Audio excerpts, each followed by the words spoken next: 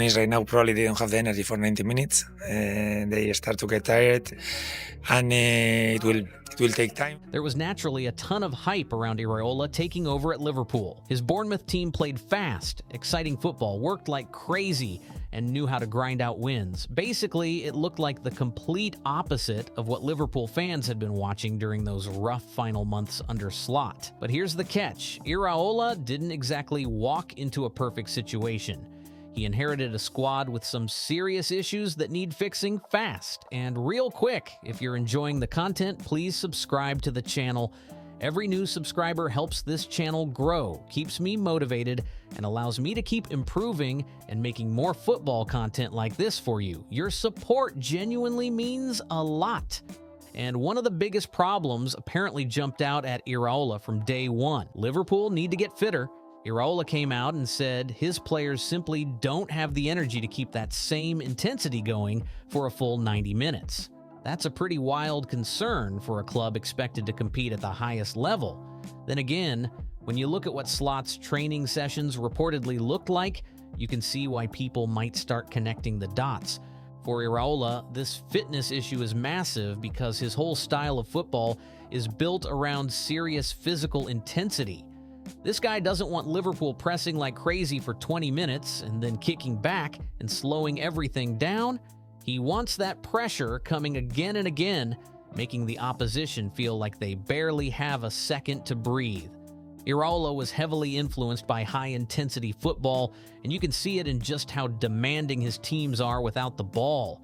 His players hunt, press, close spaces, and basically try to make every game a nightmare for the other team. We saw that clearly at Bournemouth. Even without anything close to the money and resources available to the Premier League's biggest clubs, Iraola managed to turn Bournemouth into one of the most physically aggressive sides in England. At one stage during the 2024 to 2025 season, Bournemouth were reportedly ranked first in the Premier League for distance covered and second for sprints. That tells you exactly how Iraola got that squad punching above its weight. They were relentless without the ball, everybody had to buy into the system, and nobody could duck the dirty work. But that's where Liverpool could have a serious problem. Because obviously there is that excitement to do with the brand of football that he plays. Iraola's system only works when every player is willing and physically capable of doing their job. In his 4-2-3-1 setup, once the striker starts the press, the number 10 has to jump forward immediately and press alongside him. The wingers can't just stand around watching everything happen either. They have to sprint back, put in the work, and help deal with the opposition fullbacks. Meanwhile, the two central midfielders have a crazy amount of space to cover. Behind them, Liverpool's defensive line has to push extremely high up the pitch, so the whole team stays tight and compact. And here's where things can get messy fast. If even one part of that press stops doing its job, the entire setup can start falling apart. That's why this fitness issue matters so much. Imagine Liverpool pressing like maniacs for 60 minutes before suddenly hitting a wall. Once the forwards get exhausted, the midfielders arrive late to the second press. The pressing triggers get missed, and suddenly an opposition player breaks through that first wave and finds acres of open space. At that point, Liverpool's back line can be left completely exposed. This is why Liverpool probably aren't going to look exactly like Iraola's Bournemouth straight away. The players need time to physically adapt to what he demands, and even his Bournemouth team took time to get rolling. Iraola's training staff will need to prepare these players for repeated sprints, non-stop transitions, and the huge amount of ground they'll be expected to cover every single week. But they also have to play this smart. If Iraola immediately asks players who aren't physically ready to sprint at full intensity for 90 minutes every 3 days, the injury risk could quickly become another major problem. Oh, especially early in the season, Iraola is going to have to be smart about when Liverpool go full throttle. Maybe they don't press at maximum intensity every second of every match. Maybe there are stretches where they sit slightly deeper, catch their breath, and then crank the pressure back up. During packed weeks, he could also rotate much more aggressively to keep players fresh. But eventually, the goal is clear. Liverpool need to build the engine required to play Iraola ball for the full 90 minutes. Because if this squad reaches the physical levels his Bournemouth team showed, Liverpool could become absolutely horrible to play against. Then we get to the second major problem Iraola needs to fix: the defense. Trent left the previous summer, and his creativity was never truly replaced. Frimpong came in, but he's a completely different type of player, and injuries mixed with inconsistent form made his first season difficult. Connor Bradley is very good, but he's injured. Then Ibrahima Konate left in the summer, while Virgil van Dijk isn't getting any younger. And next to Van Dijk, there isn't much proven experience at center back. Liverpool have talented young defenders like Leon and Jake, but throwing young players straight into a defense expected to challenge for both the Premier League and Champions League is a serious gamble. There's another issue, too. Liverpool still don't have a natural defensive midfielder protecting that back line. The Gravenberch and McAllister double pivot worked during the 2024 to 2025 season, but last season exposed some worrying cracks. Too often, opponents broke through Liverpool's first line of pressure and suddenly found themselves charging directly at the center backs. That's dangerous enough in a normal setup. In Iraola's aggressive system, it could turn into a complete nightmare. Liverpool's defensive line will be pushed higher, meaning one mistake can leave huge space behind. They needed another center back who could handle that chaos, recover quickly, and survive one-on-one situations. A really good first half, especially first 30 minutes. But right now, probably we don't have much more in terms of the level required to play like this. Their solution was Ronald Araujo. Liverpool brought him in on loan from Barcelona, and as I mentioned in the video I made on him, he's definitely a polarizing figure. Physically, Araujo is an absolute monster. He's fast, ridiculously strong, dominant in the air, and a serious threat when attacking or defending set pieces. He's also extremely aggressive in 1v1 situations. The problem is he's basically the Darwin Núñez of center backs. On his good days, he can look unstoppable, but when things go wrong, they can go wrong very quickly. And at Barca, some of his roughest moments seem to arrive on the biggest stages. Everyone remembers the PSG game, and then we saw another red card against Chelsea. That's always been the concern with Araujo. For 80 minutes, he can look like the best defender on the pitch, completely bullying attackers. Then, one split-second decision can change the whole game. Some people will say Hansi Flick's super high defensive line made Araujo look worse in recent seasons, and there's some truth to that. But Araujo also made mistakes under Xavi, whose backline could operate much deeper. More importantly, Iraola isn't bringing him into some safe, deep, low block. His system also uses an aggressive high line where center backs can be seriously exposed. Iraola needs his defenders to play on the front foot. At Bournemouth, someone like Zaberni was constantly stepping forward, following attackers into midfield, staying tight to them, and trying to snatch the ball before they could even turn.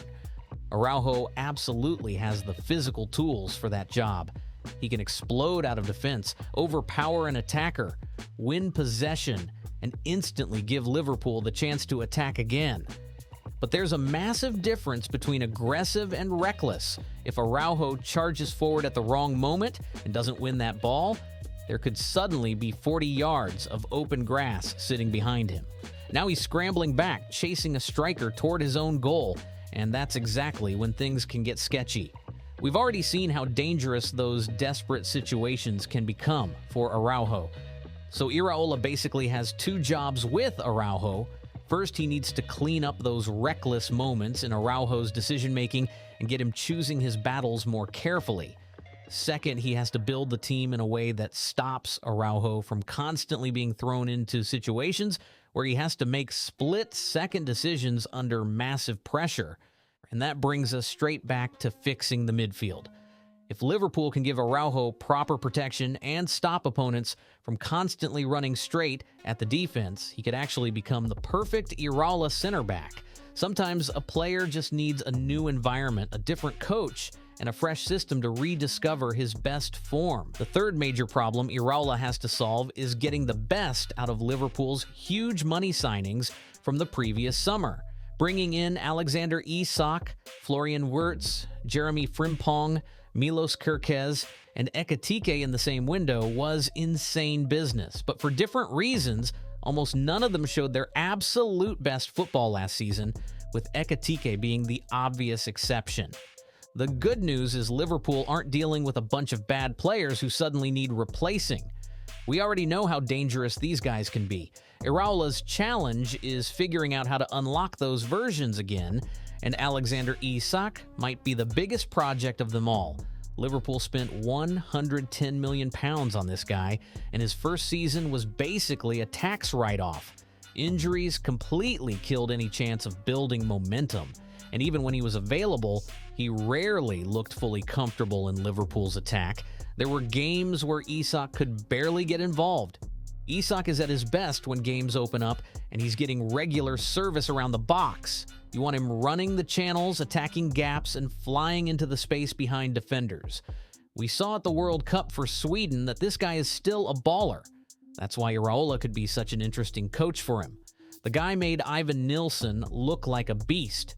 Imagine what he could potentially unlock with Isak. Physically, if Isak can stay healthy, he has everything needed to cook in this system. Players are ahead in Europe, and ahead or behind in terms of how you want to create your identity? I think we are still not. He's quick, mobile, incredible with the ball at his feet, a deadly finisher, and seriously dangerous when he's running straight toward goal. If Iraola can keep Isak healthy and put him in the right situations, there's clearly a lot to work with. Then there's Florian Wirtz, and I'm seriously curious to see how he operates in an Iraola system. Liverpool spent a ridiculous amount of money on one of Europe's most talented attacking midfielders, only to spend large parts of last season using him as a left winger in a 4-2-3-1. Yes, Wirtz still produced some great moments here and there, but compared to the level we saw at Leverkusen, there's clearly another gear waiting to be unlocked. Iraola's fast, direct football could suit Wirtz perfectly. Picture Liverpool winning the ball high, immediately finding Wirtz on the half-turn, and suddenly he's got Isak making a run behind the defense while both wingers are flying forward around him. That's basically heaven for a player with Wirtz's vision and technique. In Iraola's 4-2-3-1, Wirtz should also have much more freedom as the number 10. I doubt Liverpool get Barcola and then continue sticking Wirtz out on the left, but we'll see. From the middle, he can drift into the half spaces, drop deeper to collect possession, and immediately look for that killer forward pass. And if Liverpool are constantly forcing turnovers high up the pitch, Wirtz could start receiving the ball much closer to goal against defenses that haven't even had time to reset. That's where we could finally start seeing that Leverkusen version of Wirtz again. Then you've got Frimpong and Kerkez. These are two players Iraola should look at and think, I can easily work with this, especially since he's already worked with Kerkez. Frimpong's first season was constantly disrupted by injuries, meaning he never really found a proper rhythm. Kerkez had his own struggles adapting early on, including moments where he looked far too exposed defensively, but athletically, both of these guys are absolute machines. And Iraola loves attacking fullbacks. You can already picture Frimpong bombing up and down that right side. This guy spent years at Leverkusen basically playing like a winger anyway, so giving him freedom to attack could get scary very quickly. Same thing with Kerkez. Iraola already knows him from Bournemouth, so there's no mystery here. He knows exactly what Kerkez does well, how aggressive he can be flying forward, and where his defensive weaknesses can show up. More importantly, Kerkez already understands what Iraola expects from his fullbacks, which could make that adjustment much smoother. Now Iraola needs to rebuild the confidence of these players. Liverpool spent something close to £500 million bringing this group in, and after one rough season, people suddenly started talking about them like they'd forgotten how to play football. The talent didn't just disappear overnight. Iraola's job is to bring that swagger back and put them in roles where they can actually cook again. The fourth problem is probably the most obvious one. How do you replace Mohamed Salah? For almost a decade, Liverpool barely had to worry about where the goals were coming from because Salah would somehow deliver. Even when he wasn't having his best game, he could still walk away with a goal or an assist. The guy knew how to stack numbers, but now he's gone. Liverpool have been linked with Barcola, but he's naturally a left winger, so that doesn't automatically solve the problem. Iraola has to find those missing goals somewhere else. The good news for Liverpool fans is that Iraola's teams have never depended on one superstar scoring everything. At Bournemouth and Rayo Vallecano, the goals were usually spread across the team like toppings on a loaded pizza. Different players had to step up, which could become even more important at Liverpool without Salah carrying such a massive share of the attacking numbers. The way that Bournemouth played is exactly how Liverpool want to. Yes, Kluivert had the most goals for the Cherries last season with 13, but Bournemouth had plenty of other players popping up with goals. Semenyo contributed before going to City, while Tavernier, Ryan, and Alex Scott also chipped in. That's probably what Liverpool need to become now, a team where the scoring threat comes from everywhere. And Iraola should have an easier time creating that at Anfield because the individual quality available to him is on another level. Isak was scoring goals for fun at Newcastle. Wirtz was a goals and assists machine at Leverkusen. Ekitika still balled out even during a rough season for the Reds. And don't forget stupid sexy Soboslai charging forward for midfield. With Salah gone, all of these guys now have to grab more responsibility and start putting serious numbers on the board. Of course, Liverpool will eventually need to bring in a high-quality right winger. But for now, there should be enough attacking talent in this squad to begin navigating the post-Salah era. The final problem Iraola has to deal with might actually be the toughest, because this one has nothing to do with formations, pressing triggers, or individual players. The question is simple. Can he handle the insane pressure that comes with managing Liverpool?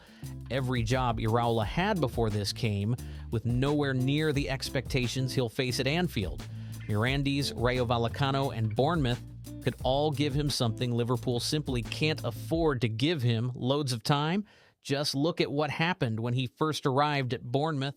But still, it's not good enough. That no matter how much excuses I can come up with, it's still not good enough in the position we're in right now. Iraola failed to win any of his first 9 Premier League games. At Liverpool, 9 games without a win would have the media going absolutely crazy. Bournemouth could afford to stay patient because nobody expected Iraola to challenge for the Premier League or immediately deliver European football. The goal was to stay in the Prem, improve the squad, and slowly build something. Eventually, that patience paid off. The players became fitter, understood the system better, and grew comfortable with Iraola's aggressive style. Bournemouth went from looking like they could be in serious trouble to becoming one of the most irritating teams in England to play against, eventually reaching European football. Liverpool won't have that same luxury. Iraola probably isn't getting 9 or 10 games to experiment if the results aren't coming. That's simply the reality of managing a club with these expectations. The previous manager had extra credit in the bank because he had literally won the league the season before. So Iraola may have to be more calculated than he was at Bournemouth. He can't simply arrive at Anfield, tell everybody to press like maniacs for 90 minutes, and wait months for everything to click. While Liverpool are learning his system, adapting physically, and fixing these weaknesses, they still have to keep winning games. But Iraola can't swing too far in the opposite direction either. Liverpool hired him because of what he built at Bournemouth. They want that relentless pressing, that aggression, and that fast vertical football. So now he has to pull off a seriously difficult balancing act, completely change how Liverpool play, while still getting enough results to buy himself the time needed to make those changes properly. And then there's the man management side of this whole thing. At Bournemouth, Iraola had a squad packed with players desperate to prove themselves and hungry to reach another level. Now he's walking into a dressing room full of superstars, massive personalities, and players who cost more than £100 million. Can he keep all those egos happy while convincing everyone to run, press, and sacrifice for his system? And can he handle all of that with the entire football world watching every decision he makes? That's what makes this next chapter so interesting. Iraola has the tools to build something special at Liverpool, but the pressure is going to be absolutely ruthless. Only time will tell whether he can pull it off. And if you want to see Iraola's full journey and exactly how he became Liverpool's manager, check out the documentary I made right here. If you enjoyed this video, make sure to like, subscribe, share it with another football fan, and drop your thoughts in the comments below.